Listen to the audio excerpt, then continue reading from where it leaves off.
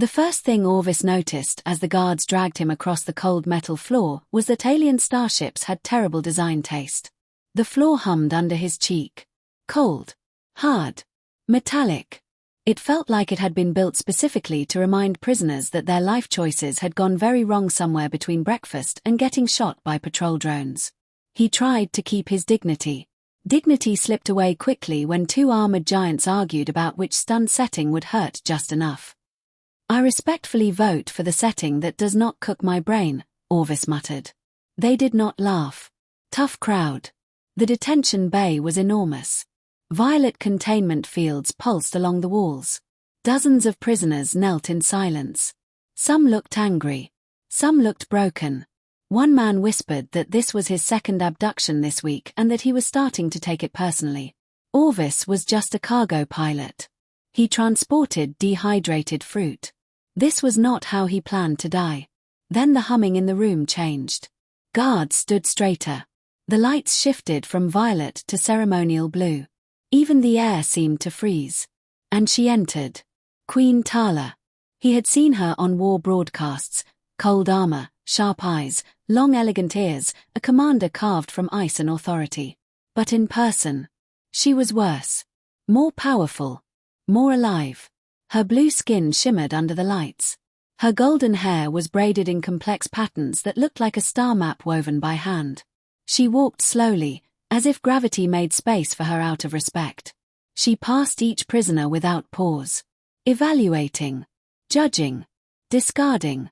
When she reached Orvis, she moved past him. He almost sighed in relief. Then she stopped.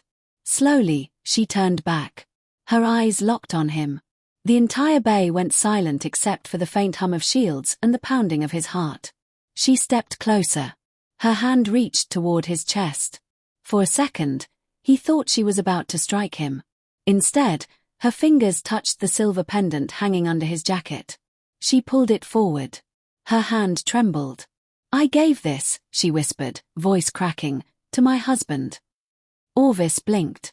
I can explain." She stared at him as if looking through him, past skin, past memory, into something buried. "My husband died 7 years ago," she said. "His body was never found." Orvis swallowed. "I woke up 7 years ago in a rescue pod," he said slowly. "With no memory. And a headache that deserved its own holiday." The room shifted. The guards looked nervous. Queens were not supposed to tremble. But Tala was trembling. "Your name," she demanded softly. "Tell me." "Orvis." Her breath stopped. "Orvis Vas Talvira," she whispered. "My bonded consort." Something inside Orvis flickered. Fire. Smoke. A voice calling his name. A hand reaching through chaos. He staggered slightly. "I'm just a cargo pilot," he said weakly. "I deliver fruit." Tala straightened. "Release him." The shackles snapped open instantly. Orvis rubbed his wrists. "Well," he said carefully, "this is the nicest arrest I've ever had." No one laughed. She stepped closer. "Come with me." Not a request. Her private chamber was not what he expected. No skulls. No war trophies. Instead, soft light. Calm colors. Floating holographic stars drifting across the ceiling. It felt peaceful. She dismissed her guards. The door sealed. Silence. A medical drone hovered forward and scanned him.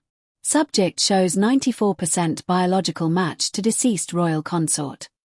Only 94%. Orvis said. "That feels like a B grade."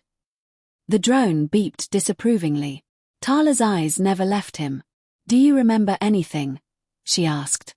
He hesitated. "Sometimes," he admitted. "Dreams. A balcony with stars. A voice. A laugh." Her breath caught. He continued, "Also, someone yelling at me for organizing weapons alphabetically." "That happened," she said quietly. Something softened between them. She stepped closer. Her hand touched his temple. And everything broke open. Fire tearing through a warship. Metal screaming. Her face covered in ash. Her voice shouting his name. A pendant pressed into his hand. Survive. He gasped. Memories flooded back in fragments. Not complete. But real. He collapsed to one knee. I remember you, he whispered. Her composure cracked. For 1 second, she was not a queen. She was a woman who had grieved for 7 years. Before she could speak, alarms exploded through the chamber. Red lights flashed. The ship shook violently. A voice boomed through the intercom. Enemy fleet decloaking. Assassination strike detected. Tala's face hardened instantly. The queen returned. She moved toward the exit. Orvis grabbed her wrist without thinking. Don't go alone. She stared at him. You are unarmed. I'm also apparently hard to kill. Another explosion rocked the ship. Guards rushed in. The corridor outside filled with blaster fire. Assassins breached the observation deck. Tala drew her energy blade. 3 armored attackers charged toward her. Without thinking, Orvis grabbed a fallen shock staff. His body moved before his mind understood. Spin. Strike. Block. He moved like he had trained for years. One attacker slammed into the wall. Another fell under Tala's precise strike. The third lunged toward her blind side. Orvis stepped in front of her. The blade cut across his shoulder. He did not fall. He drove the staff forward and dropped the attacker. Silence returned slowly. Smoke drifted. Guards secured the area. Tala turned toward him. Her eyes were wide. That was Royal Guard technique, she said softly. He looked at the weapon in his hand. I guess muscle memory is faster than amnesia. She stepped closer. You protected me. I think I always would, he replied. Reinforcements reported the enemy fleet retreating. The assassination attempt had failed. The news spread quickly across the flagship. The Queen's dead husband had returned. And he had fought like a legend. Later, they stood alone at the viewport. Stars stretched endlessly outside. For a long moment, neither spoke. I buried you, she said finally. Without a body. Without proof. But I buried you. I'm sorry, he answered gently. She faced him fully. Do you choose to return to this life? She asked. To me. He felt the weight of 2 identities inside him. Orvis the cargo pilot. Orvis the royal consort. 7 lost years. Lost memories. Lost love. He took her hand. I don't choose you because of who I was, he said quietly. I choose you because of who I am now. Her fingers tightened around his. And who is that? She asked. A human who apparently keeps coming back. A small laugh escaped her. Real. Warm. 7 years of grief cracked open. In that moment, she was not the feared Queen Tala. She was simply Tala. And she had him back. But peace did not last long. A transmission arrived from the border systems.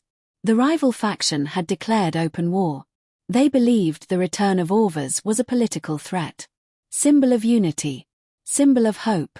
Symbol of strength. Tala stood before her council. This changes everything, one advisor said. Yes, she agreed calmly. It gives us leverage, another said. No, she corrected. It gives us courage. All eyes shifted to Orvis. He stood beside her. Not as a prisoner. Not as a ghost. But as her equal. 7 years ago, Tala declared, they tried to break us by taking him. She turned toward Orvis. They failed. He met her gaze. The room felt electric. If war comes, he said clearly, it will find us together. The council fell silent. A human. A lost prince. A survivor. Standing beside their queen. Not afraid. Outside the viewport, stars burned quietly. The galaxy was watching. That night, long after the alarm stopped and the council dismissed, Tala stood beside him again in silence. Do you regret surviving? She asked suddenly. He thought about the empty years. The confusion. The loneliness. No, he said. Because it led me back to you. Her hand brushed the pendant at his chest. You never removed it, she whispered. He smiled faintly. I guess part of me always remembered. The ship drifted through starlight. War was coming. Politics would grow dangerous. Enemies would not stop.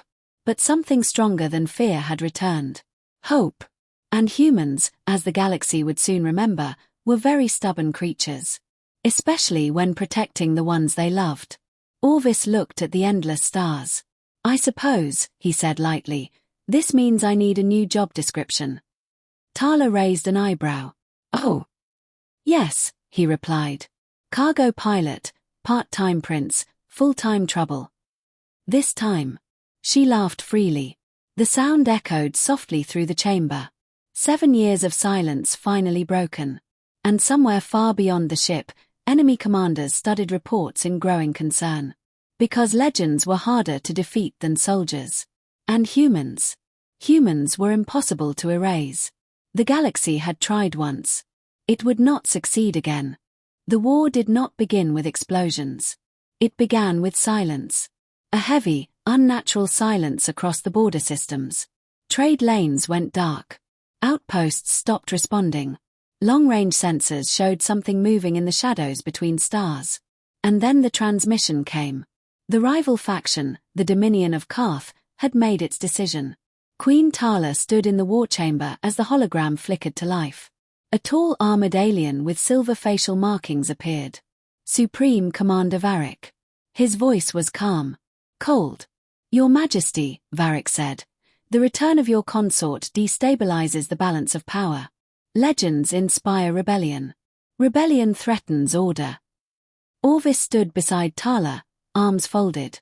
I've been alive for exactly a few days, he muttered quietly. Already destabilizing galaxies. That feels productive. Tala ignored him. You declared him dead, Varric continued. Now he returns. We cannot allow symbols of unity to grow. Tala's eyes hardened. You fear hope. Varric did not blink. We fear unpredictability. Humanity is unpredictable. Orvis raised a hand. That's fair. The transmission ended. Silence filled the chamber again. Then alarms began ringing across the flagship. Enemy fleets had crossed the border. This time, it was not an assassination attempt. It was invasion. The first strike. The Dominion fleet moved fast. Black warships emerged from hyperspace like shadows tearing open reality. They did not broadcast threats. They did not negotiate. They attacked. Border colonies burned. Defense stations collapsed. Tala stood at the command platform, issuing orders with sharp precision. Divert shields to Sector 3. Deploy interceptors. Protect civilian transports first. Orvis stood at her side. He did not feel like a cargo pilot anymore. Memories had returned more clearly since the High Seer awakened him. Combat patterns. Fleet strategies. Royal Guard tactics. But something new burned inside him. Human instinct. Improvisation. Your Majesty, an officer called out, enemy cruisers are bypassing our outer defense grid. Orvis stepped forward. They're not bypassing, he said. They're baiting. The room went still. Tala turned toward him. Explain. They want us to focus on the cruisers, he said. But their real strike force is hiding behind those asteroids. Watch the gravitational distortions. An officer ran a quick scan. His eyes widened. Multiple cloaked signatures confirmed. Tala did not hesitate. Shift formation Delta. Target the asteroid belt. The fleet responded instantly. Energy beams ripped through space.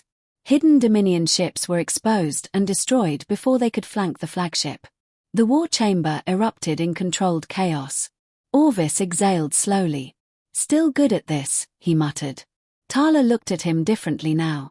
Not just with love, but with trust. The human problem. Hours into the battle, something unexpected happened. Human vessels entered the system.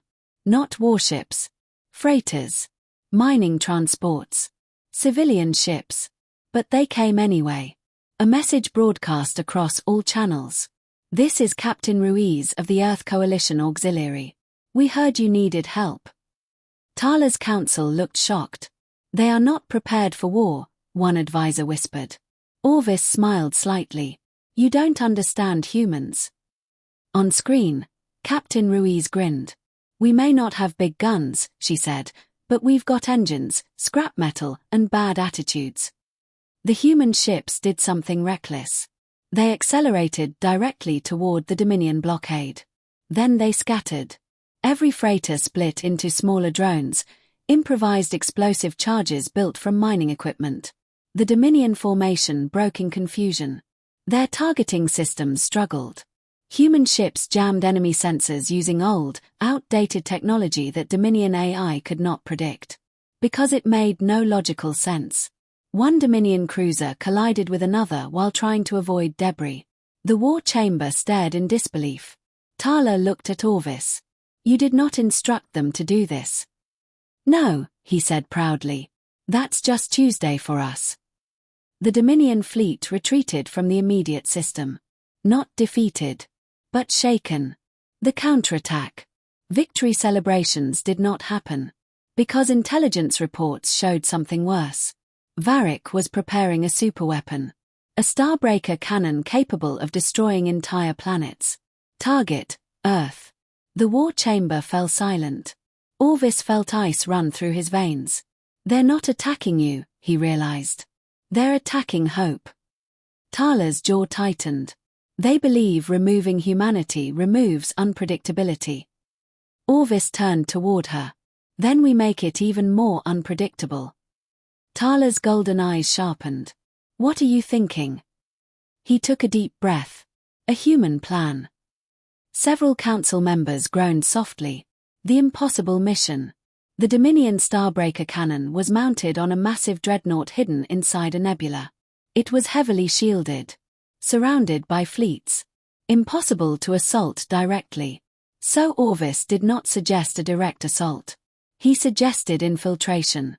We don't destroy the weapon, he said. We steal it. The room erupted. That is madness. It is suicide. It is statistically improbable. Orvis shrugged. Good. They won't expect it. Tala stepped forward. You would board the dreadnought? Yes. With a small team? Yes. She stared at him. You may not return. He held her gaze steadily. Then I'll just have to make sure I do. Silence stretched between them. Finally, she nodded once. You will not go alone. Into the nebula. A stealth shuttle slipped through the nebula's storms. Inside were Orvis, Tala, and a small mixed team of alien royal guards and human volunteers. Lightning cracked across cosmic clouds. Dominion patrols moved like predators in the mist. They docked with the dreadnought's lower maintenance bay. The air inside was thick. Cold. The team moved quietly. Orvis led them through corridors he barely remembered, but somehow understood. His old memories guided him. His human instincts adjusted the path when things felt wrong. Halfway to the Starbreaker core, alarms triggered. Dominion soldiers flooded the corridors. Blaster fire exploded in narrow hallways. A human volunteer used a mining charge to collapse a section of corridor behind them. An alien guard shielded Orvis from incoming fire. Tala fought like a living storm. Precise. Deadly. They reached the core chamber. The Starbreaker cannon towered above them like a mechanical sun. Energy pulsed through its veins. Can you shut it down? Tala asked. Orvis examined the controls. He smiled slowly. No. Her heart dropped. But I can reprogram it. The human rewrite. Dominion engineers never planned for a human to access their system. Their security assumed predictable logic. Orvis did not think in predictable logic. He rewired power conduits. Overloaded targeting protocols. Inserted chaotic algorithms based on outdated Earth software. The Starbreaker cannon powered up. Warning sirens screamed. Dominion commanders panicked. What are you doing? Tala demanded over the noise. He looked at her with a grin. I'm aiming. The massive dreadnought shuddered. Instead of targeting Earth, the Starbreaker fired at the Dominion fleet surrounding it. A beam of pure energy tore through multiple Dominion warships. Shockwaves ripped across the nebula. Chaos erupted. Dominion forces turned on each other in confusion. Orvis triggered the final command. The cannon overloaded. "Time to leave," he shouted. The team sprinted back toward the shuttle as explosions consumed the dreadnought from within. They barely escaped the nebula before the Dominion flagship detonated in a silent blaze of light. The turning point. News of the destruction spread instantly. The Dominion had lost its superweapon. Lost a flagship. Lost face. Across the galaxy, smaller systems began refusing Dominion control. Rebellion sparked. All because of one human decision. Back on Tala's flagship, celebrations finally began. But in the quiet of her private chamber, Tala faced Orvis alone. "You risked everything," she said softly. "So did you," he replied. She stepped closer. "You rewrote their greatest weapon." He smiled. "That's what humans do. We break things that threaten us." Her hand touched his chest. "You are more dangerous than any fleet." He chuckled lightly. "I prefer the term creative." She leaned her forehead against his. 7 years lost. Now replaced with something stronger. Not just love. Partnership. Warriors standing side by side. The message to the galaxy. The next day, Tala broadcast across all systems. Her voice was calm. Strong. "The Dominion sought to erase hope by targeting humanity," she declared. "They believed humans were weak. They were wrong." She gestured toward Orvis. "They believed love made leaders vulnerable. They were wrong." Orvis stepped forward. He spoke simply. "You can burn ships. You can destroy weapons. But you cannot erase people who refuse to stay down." Across hundreds of systems, beings listened. Humans listened. Alien allies listened. And even Dominion soldiers listened. Hope spread faster than fear. The final scene. Days later, the fleet drifted peacefully beyond the nebula. Stars shone calmly again. Orvis stood at the viewport. Tala joined him. "The war is not over," she said. "No," he agreed. "But it's not one-sided anymore." She looked at him. "You changed the balance of the galaxy." He shook his head. "No, we did." Her hand slipped into his. Outside, human ships worked alongside alien fleets. Different species. Different worlds. United. The Dominion had feared unpredictability. Now they faced something worse. Unity driven by choice. Tala spoke softly. "They declared war." Orvis smiled faintly. And humanity answered. The stars stretched endlessly before them. War still lingered. Danger still existed. But the galaxy had learned something important. Humans were not fragile. Not disposable. Not predictable. When pushed, they adapt. When threatened, they unite. And when someone they love is targeted, they fight. The Dominion would remember that lesson. The entire galaxy would. Because hope had returned. And this time, it carried a human heart.